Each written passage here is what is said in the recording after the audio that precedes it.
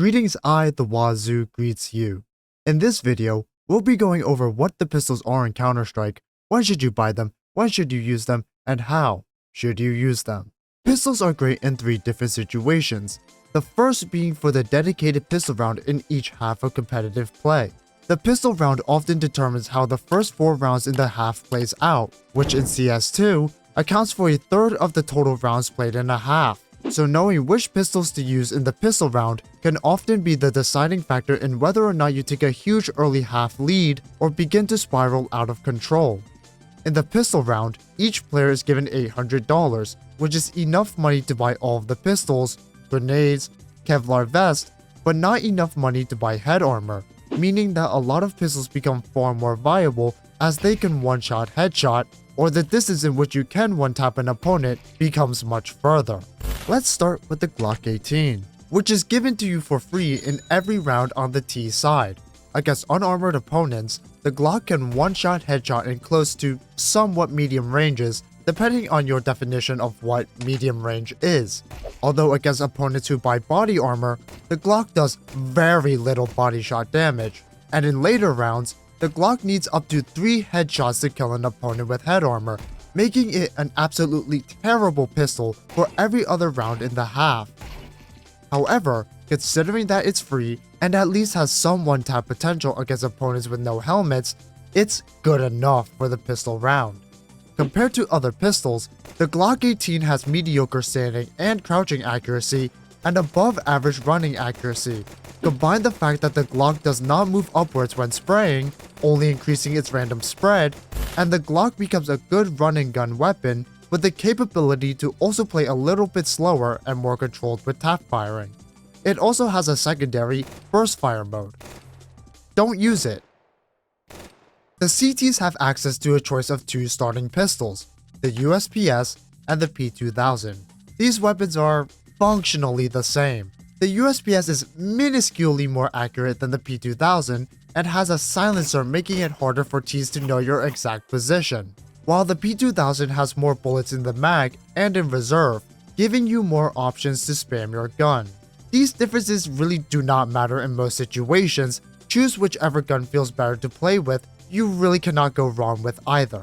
What is worth noting is that these 2 pistols have much further one-tap ranges against opponents with no helmets than the Glock, and have superior standing and crouching accuracy at the cost of worse running accuracy, and the spray pattern goes upward quite a bit, making them generally worse for spamming.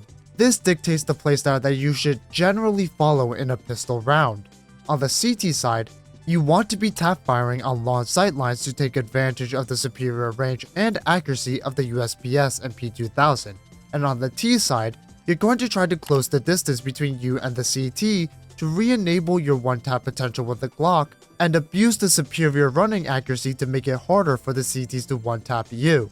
It is also important to mention the types of fights that are naturally going to occur when you are on the T and CT side. Since the Ts only need 1 site to plant, and the CTs need to defend 2 sites and usually a 3rd area, the Ts can play much more grouped up, meaning in most situations, it's 4 to 5 Ts against 1 to 2 CTs. So even if the Ts are at a range disadvantage against the CTs, they can often overwhelm a site with just numbers. If you find yourself on the receiving end of these kinds of pushes, you might want to consider buying the dual Berettas on the CT side.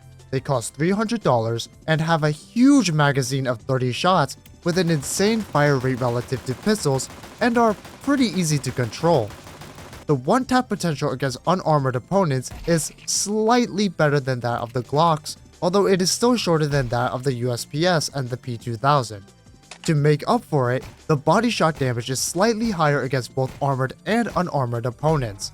These stats make the dual Berettas a monster at close quarters combat against multiple opponents, and you will sometimes see professional sight anchors buy dual Berettas in preparation for a massive T rush. Some teams even have 2 players buy armor, with another player dropping 2 dualies to essentially superpower the armored CTs. But what about the T side? If you find yourself getting picked off at range, you might consider buying the P250. Also for a price of $300, it boasts an even further one-tap range than the either CT starting pistol, and you used to see a lot of players buy a P250 on the T side if their team was going to push an area with long angles, allowing them to challenge CTs out of range while their teammates made space. But I say used to because of one stat that makes the P250 hard to justify, and that's the fact that it is quite a bit less accurate than either CT starting pistol. Considering that you're buying the P250 on the T side to take long range duels, it's not uncommon to find yourself losing because the CTs have a much easier time hitting their shots, which is why pro players have mostly phased out this strategy. However, that does not mean the P250 is completely without its merits. Since a lot of players struggle with hitting one-taps in pistol rounds in every other skill bracket, the reduced accuracy matters a lot less than it does on paper. Additionally, the P250 does a lot more damage than the Glock on body shots against both armored and unarmored opponents, making it a decent finisher and spam weapon in close quarters. Although compared to the Glock, the P250 does jump up quite a bit in its spray, so do keep that in mind. Now, you can buy the P250 on CT side and the dual Berettas on T side. However, their use cases are a bit more niche on their opposite sides, since multiple Glocks are already good enough for close quarters combat, so the dualies are a bit overkill. And the CTs have access to long-range pistols for free, so the P250 is often unnecessary. That's not to say that it is impossible or even unviable to use these weapons on their opposite sides, but considering that you have to pay $300 for these pistols, which could get you a smoke, a flash, a high explosive grenade, or contribute towards buying body armor, it becomes much harder to justify the additional cost. However, what all of these pistols have in... what?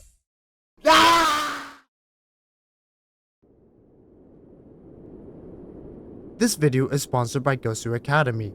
Gosu Academy provides some of the best resources to bring your Counter-Strike skills to the next level, such as live lessons and VOD reviews with some of the best Counter-Strike players in the world, weekly 10-man scrims guided by professional coaches, and a treasure trove of educational videos. And if you use my code Wa Tzu in Gosu Academy, you can get a whole month of free coaching by the industry's best, which includes me. So don't wait. Join Gosu Academy to reach your competitive Counter-Strike goals, and I hope to see you there. However, what all of these pistols have in common is their low armor penetration value, which makes them scale terribly against opponents with head armor. Again, the Glock needs up to 3 headshots or 11 body shots to kill an opponent, and even the upgraded P250 and dual Berettas have limited effectiveness due to their lack of range and or accuracy. So whether you're in an eco round or have an AWP and want a more reliable sidearm, in cases against armored opponents, you might want to consider one of the upgraded pistols, which include the 5.7, the Tech 9, the CZ75 Auto, the Desert Eagle, and the R8 Revolver. Let's start with the CZ75 Auto, which can be bought on both CT and T side for $500. Once upon a time, the CZ75 Auto was hailed as the pocket AK-47, as it could one-tap helmeted opponents, something that M4 still can't do, and had an insane fire rate to match. However, after many nerfs, buffs to other pistols, and general meta shifts, the CZ75 Auto today is a niche eco weapon that can be absolutely lethal in close ranges, but not much else.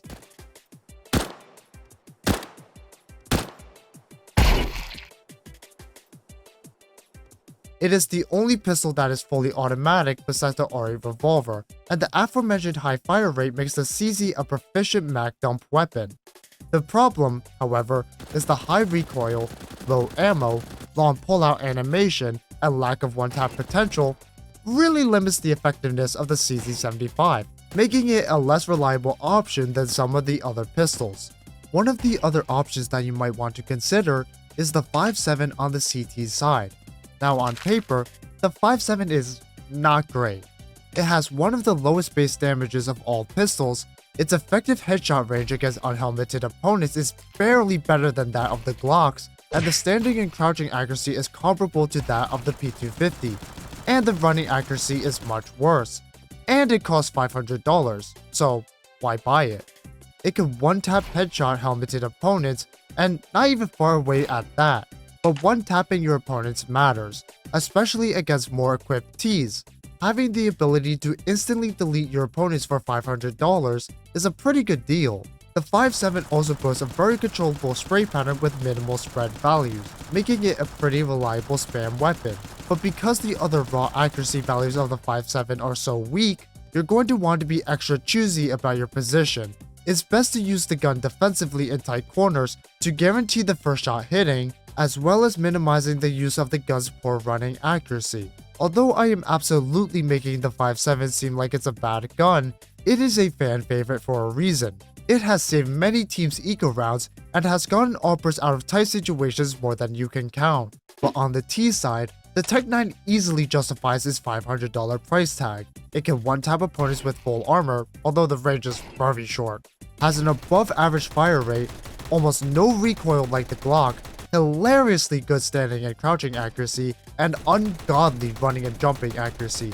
It's undoubtedly one of the strongest weapons in the game and can even outgun the CT's premium rifles in close ranges. Now the short one-tap range against helmets may seem a bit weak, but consider the flowchart earlier about the pistol round. Yeah, that flowchart doesn't really change in eco rounds, and the unbelievably good accuracy in all categories allows Tech-9 users to easily close the distance with the CTs and gun them down.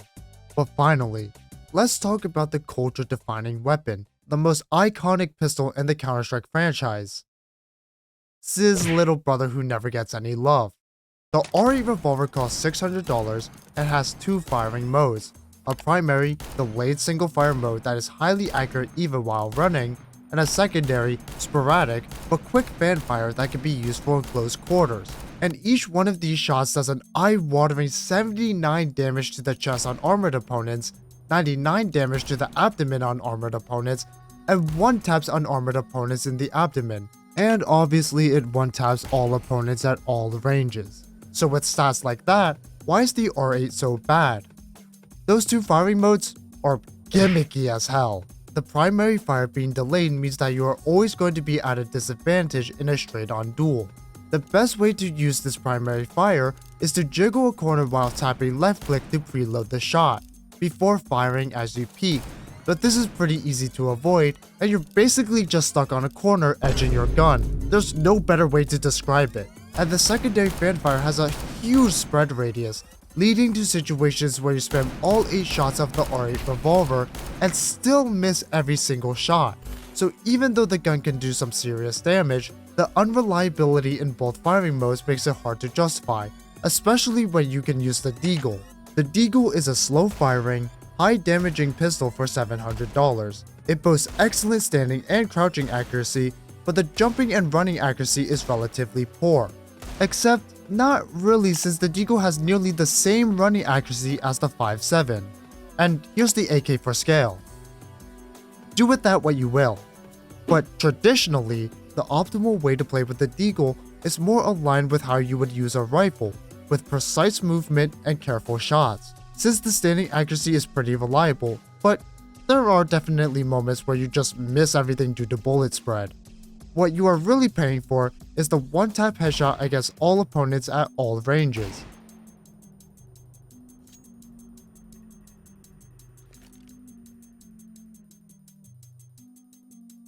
This allows the Deagle to go toe-to-toe with even the most premium rifles in the game at any distance, which allows both Ts and CTs to have a much better fighting chance in eco rounds. You can also spam the gun for body shot damage, 3-tapping armored opponents at medium range. But it's important to note that full spamming the Deagle has crazy spread. To optimally spam the gun, you need to shoot the gun to a beat of around 100 beats per minute. Many people use the song Staying Alive or Imperial March as a reference point for this fire rate, but in either case, the Deagle can be a pretty consistent spam weapon in medium ranges, especially when crouching. It's the combination of these factors, the one-tap headshots at any range, the spammability, the high accuracy, that makes the Deagle the great equalizer of the Counter-Strike economy and remains a fan-favorite weapon across the franchise. So that's all of the pistols and their main use cases covered, but that's in the context of the pistols being primary weapons. If you want to use the pistols as a secondary option, as either a finisher to weak opponents or as a close-range alternative to a slower firing weapon like the AWP or the Scout, pistols are really your only way to supplement your main primary rifle. And while most of these pistols are serviceable or even great against armored opponents, the reality is that you're most likely going to use the starter pistols because they're free. The economy in CS can be unforgiving, so even investing $300 into a P250 can really impact your ability to buy rifles or extra utility in future rounds. And it's this poor economy that makes the Glock far more viable in full buy rounds than you would expect. Remember when I said the Glock needed 3 headshots against armored opponents? What if the opponents just didn't have head armor? A common strategy for the CTs is to forgo buying head armor in full buy rounds to save an extra $350, since they are going to almost exclusively face AK-47s and AWPs, both of which can one-tap headshot with or without helmet. This opens up a kind of funny interaction where CTs get one shot by a free pistol at close ranges since they were primarily focused on the threat of an AK or an AWP. This luxury, however, is not extended to the CT side since the M4s can't one-tap headshot against helmets, thereby making head armor a necessity for Ts to buy. But let's say you do have the money to buy a pistol to use as a sidearm. Maybe it's the last round of the half and you have some extra cash to splurge before it's all gone, or maybe your team is on a roll and money isn't really an issue. Most players elect to buy a 5.7 or a Tech 9 for their short range reliability. Sometimes a P250 is bought, but it, and most other pistols, are just simply too weak to try to have a fair fight with rifles at a close distance, or too slow to spam out a rushing player. The 5.7 and Tech 9 offer a good mixture of spammability and one-shot headshot potential that makes them ideal to fight players up close. And with that is all of the pistols in the game and their most common use cases. None of these ideas are set in stone. Metas could shift in the future, making this video irrelevant. Please don't sue me if you lose on pistol. But let me know if I missed anything in the comments, and if you enjoyed the video, consider leaving a like and subscribe. It really helps the channel out. Other than that, I'll see you guys very soon.